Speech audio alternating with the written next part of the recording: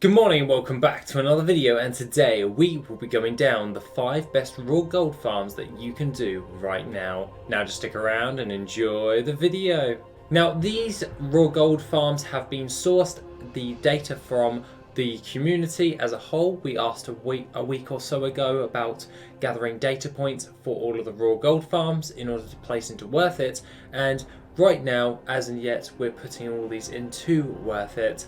We will now make a video as well, giving you guys which ones are the best raids to do for raw gold. Other than that, guys, let's just get on to number 1.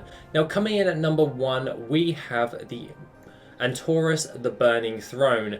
Now this one takes you roughly around about 35 minutes to clear if you are sizably geared, and this is in the range of the 440 to 450 eye level. Other than that, if you are lower than this, I have tested this out myself, and if that it does take a little bit more skill or just get your gear up in order to actually solo this. We will be making, if you are able to just get through it all and just skip the relevant bosses that you will be doing. And by clearing this, you will be able to gain roughly around about 2,701 gold for those 35 minutes. This is a great gold per hour for raw gold perspective, and as a raid farm, this is a once a week weekly lockout.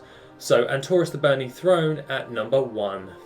Okay, so coming in at number 2, we have the Siege of Orgrimmar. Now, Siege of Orgrimmar has a pretty easy way in order to do. All you have to do is go over to the Vale of Eternal Blossoms and go in the main entrance, or you can go to the Lore Walkers, and right there on your right hand side there is an NPC which will allow you to do the LFR for this.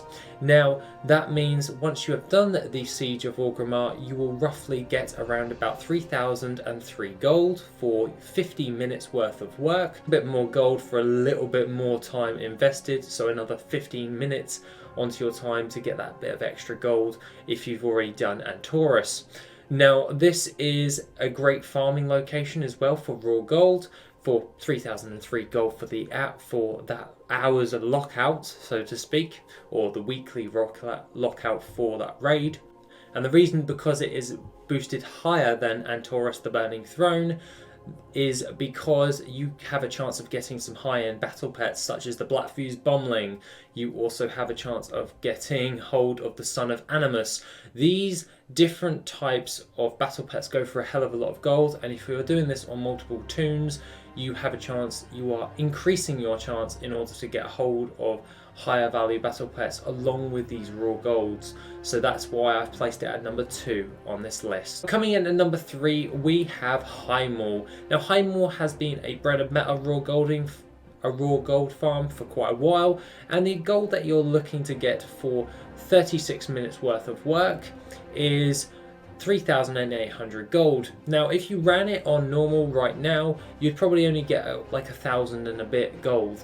This is because you're going to be doing this on all difficulties, so once you've actually cleared the raid by killing the bosses, you can then go out and then change it from normal to heroic, go run that, and then once you've done it on heroic, go back and then do it on mythic. This will boost up that gold for that, and each run will roughly take you around about 10 to 12 minutes, equaling in around about 36 minutes in order to clear it completely. And with 3,800 gold, raw gold in those 36 minutes is pretty damn awesome overall for your characters. That is Highmaul. The only real issue with that is the beginning part. There's quite a bit of dialogue at the beginning, so that is something you may want to bear in mind moving forward. Now coming in at number 4, we have the Blackrock Foundry. Now the Blackrock Foundry is once again a Warlords of Draenor, a different type of raid, and this one is run on all difficulties as well. This one is run on normal, heroic and mythic. Please make sure that you're doing them on 25 man, and it is roughly around about 7,000 gold for 50 minutes invested. That is quite a hell of a lot more. That's 4,000 gold more than the Siege of Orgrimmar, which takes approximately the same amount of time. And the Blackrock Foundry is relatively easy to do once you've done it a few times. At the beginning you're roughly going to find it a bit more harder in order to actually run this, because you're trying to work out how to get around it. But if you've run it before, or you've actually been doing it in the past, it shouldn't be that hard to get a nice flow going. Once you've got that flow going for farming it, you shouldn't have a problem overall.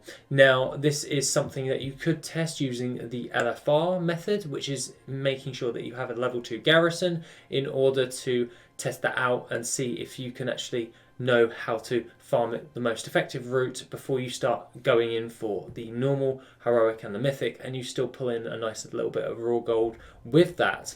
So that being the case, the Blackrock Foundry, 7,000 gold, no actual decent battle pets that actually come along with this. Just remember that 7,000 raw gold for 50 minutes invested is pretty damn great for a raw gold farm, and that is per character per week. Now, coming in at number 5, we have the Hellfire Citadel. Once again, this is a Warlords Adrenal one, and that roughly takes you around about 50 minutes once again to do. And this is on all difficulties, and it roughly gets you around about 11,200 gold.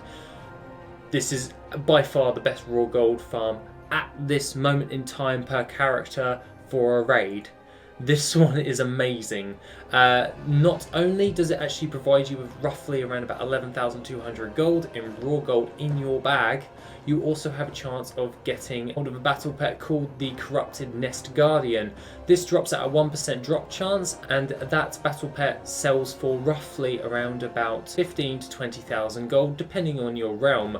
Now, for obvious reasons, you could pair this with another thing, which is going over to your menagerie, doing your daily quest on that. It's only a one-time daily that you can ever do, and it gives you a free token to upgrade to level 25. So if you do get it, just rank up to level 25, shove it on the auction house and get more gold for it. But aside from that, 11,000 gold, and by far the best raw gold farm for raid farming, and that is the Hellfire Citadel. Just remember, all of these data points have actually been gathered up by the community in order to actually help the community.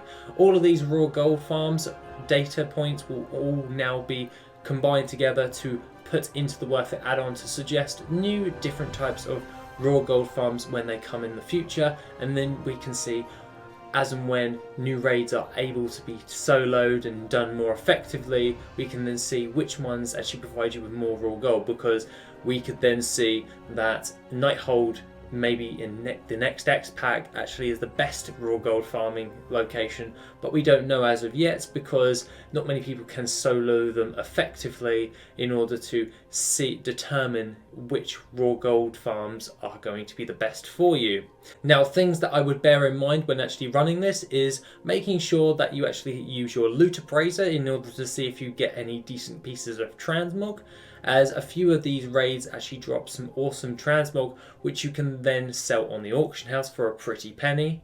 And along with that, you are also, with the Worth It add-on, you can then create raw gold farms for your My Farms, and then you can then cross-reference them with each other and then import and export and send them to each other respectively, providing you with a decent amount of gold. Now, aside from this, guys, have an awesome rest of the day, and I shall see you in the next video, which will be tomorrow.